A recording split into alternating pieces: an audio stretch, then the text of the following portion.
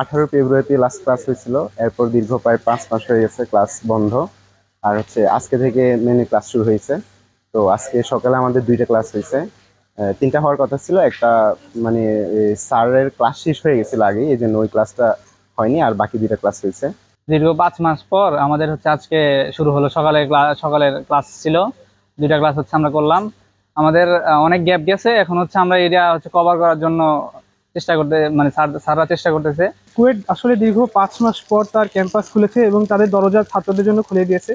এবং সেখানে আসলে ছাত্র শিক্ষক যে একটা মিলন মেলা তৈরি হয়েছে, এটা আমরা গত 5 মাস ধরে চেষ্টা করছিলাম এমন কিছু করার জন্য, সেটা হয়ে উঠতে পারে নাই। তবে আজকে আমি যেটা বলতে পারি আমার পক্ষ থেকে, আজকে আমরা 2টা ক্লাস করছি, স্যারদের পক্ষ থেকে অনেক আন্তরিকতা আমরা পেয়েছি।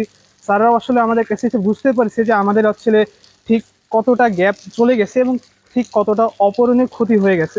সবার সঙ্গে বসেছি, বারে বারে বসেছি, বারে বারে সবার সঙ্গে কথা বলেছি, এই সমন্বয়টা করার চেষ্টা করেছি। আমার কাছে শুধু সমন্বয় করার কিছু না, আমি সমন্বয় করার চেষ্টা করেছি, সবাইকে বারবার বলে সমন্বিত করার চেষ্টা করেছি, আর কিছু না। এটা এটা একাডেমিক কমিটিকে বলা হয়েছে, দে উইল ফাইন্ড আউট।